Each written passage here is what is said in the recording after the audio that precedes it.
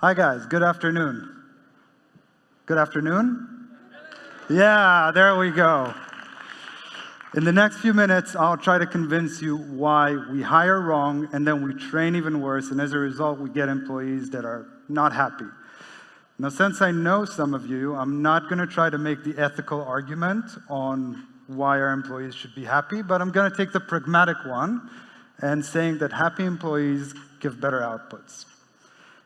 Usually my audience are techies, and this time I see a bunch of decision makers, so I have a lot to get off my chest.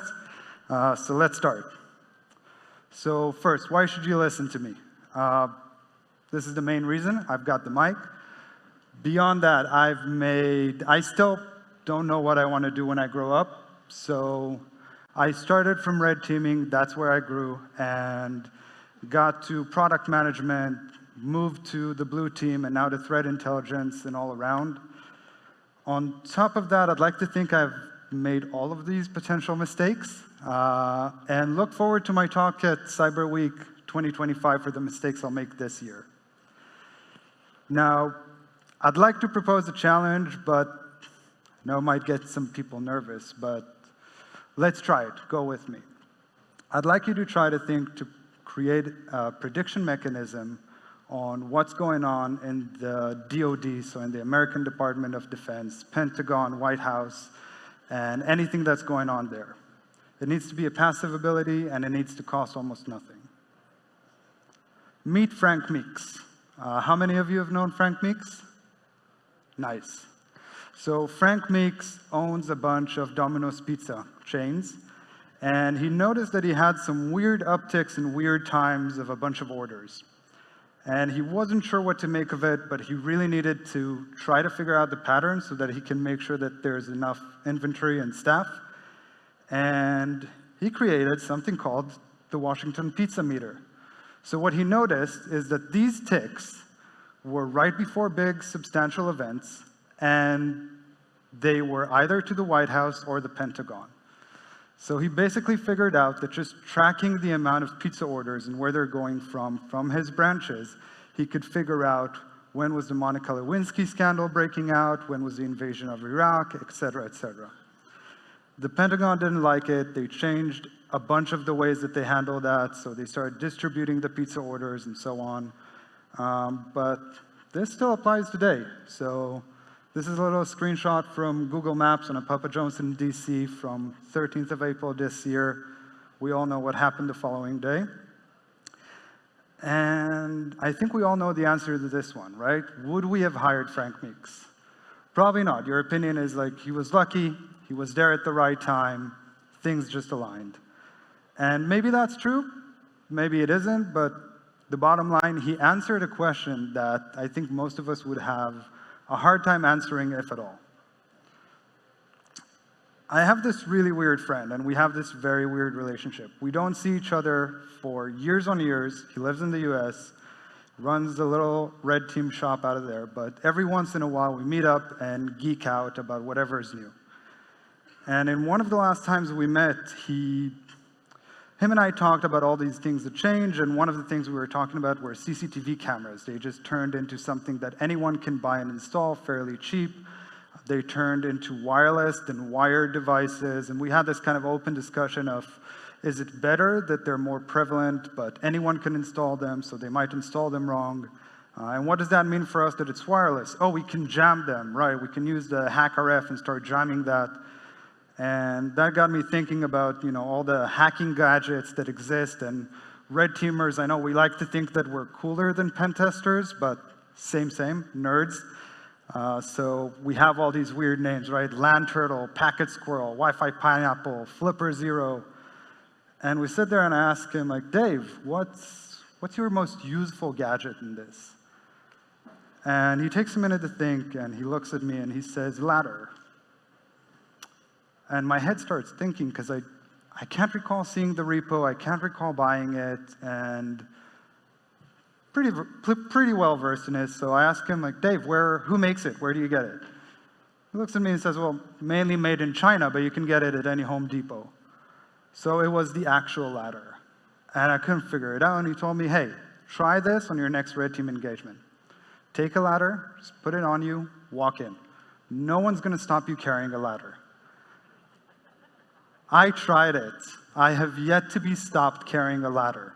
I'll give you a pro tip. There are great hardcover clipboards that you can get off of Amazon. They also open up to have little drawers so you can put some screwdrivers and other tools. And that got me to really think, right? Because Dave is the same as me. He doesn't have a lot of professional background. There isn't really a lot of professional training for red teamers. And I tried to think how this creativity came to be.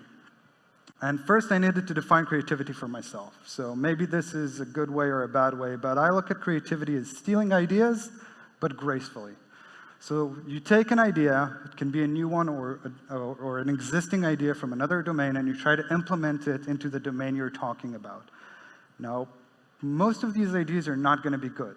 So in order for this to become creativity and not just buffoonery, it needs to hold value, right? It needs to have something that you can make out of it. But that means you need to experiment, right? Because some ideas, you look at them and you go, oh, I had a brain fart. This is worthless, and you just chuck it out. Some of them you need to do some research. You need to Google, you need to read, you need to download code, you need to review a lot of paperwork. Some you just need to try with the ladder, right? Do you use the ladder? Maybe it's more effective to use a trolley and you don't have to carry it. Who knows? Maybe it's better with a cabana hat. Some ideas you just need to try. But, and management, hold on to your pants, that means mistakes. Because some of those ideas you're going to pick up are not going to hold value and they're going to fail. Now, for anyone here who's had any interaction with the Israeli Air Force, you must know about how they do a debrief for everything that happens and very often to things that don't happen.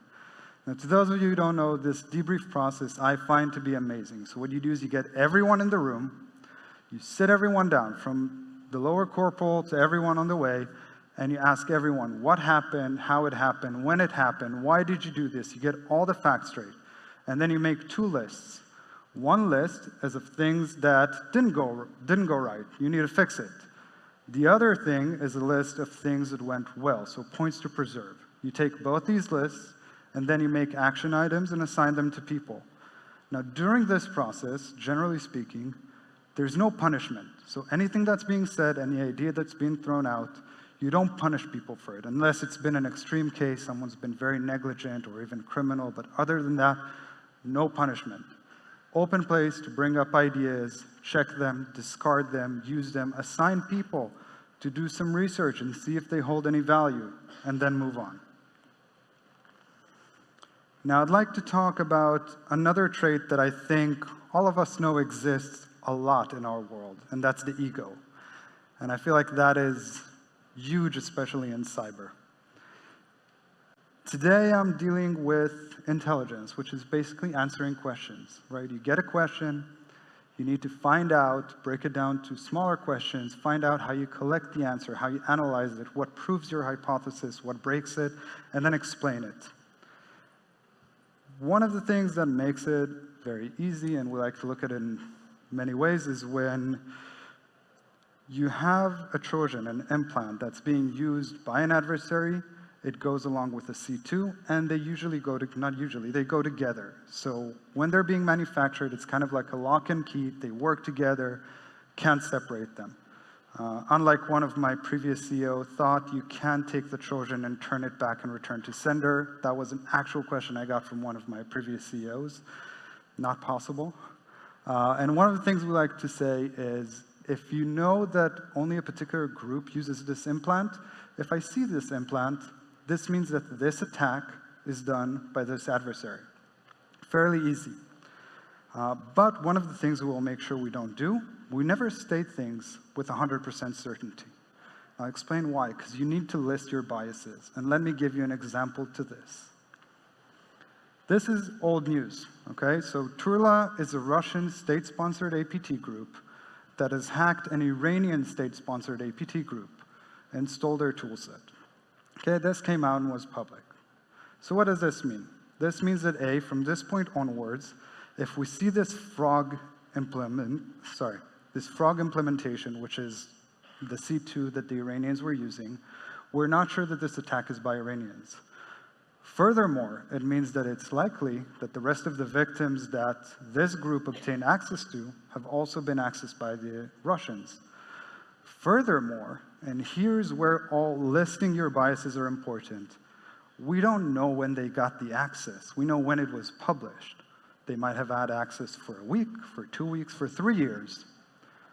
But what we need to do, and that's why it's important to list your biases, is if we see this implement and we see this tool set, we don't say, oh, this belongs to them. We say, hey, we think this belongs to them, but here are our biases. Our biases is the previous attribution of this tool set to this group. Our biases is that only this group have access to this tool set. We list all of those things that are very hard for people to acknowledge and to actually look inwards and say, I might be wrong, given this, this, and this. And only then we can say, if these base assumptions hold, then we think our conclusion is likely, very unlikely, whatever. So what do we need to change? Well, we need to change a lot. First thing we need to do is we need to change our approach at hiring. And that is to really look at what's important. Right now, we're looking at certificates. Maybe the better ones would look at experience. Maybe the better ones would look at capabilities and what code they published or what CVs they have. We need to first look at what matters. Training an IT guy to be a pen tester, fairly easy. Done this several times. No issues. You know what's much harder? Taking someone who's an egomaniac or even just a normal with a normal ego and strip them off of that. That is virtually impossible. I have not met anyone who was able to do that. Taking someone who is non-empathetic and turn them into a good team leader who can moralize the team and push them forward. So when you look at a role, think of the traits that you can't instill into people. Technical knowledge is fairly easy to acquire, especially with a good mentor, which most organizations have the person capable of doing that. CVs are really bad, but they're what we have right now, right? This concept that you can take any person in this room, all their experience, all their knowledge, all their traits, put it on a single A4 sheet of paper, send it, and it will relay the message. That's unrealistic.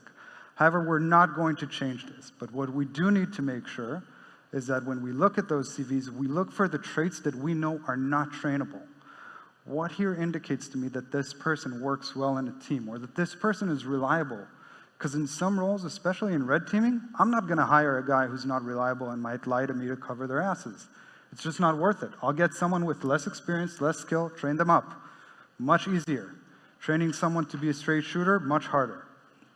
Same goes with intelligence. Someone who's not a reasoned thinker and can articulate their thoughts, build it well, I'm not going to train them to do that. That's way harder. I can train them on the work, I can't train them on the rest. Most importantly, as organizations, we need to embrace mistakes.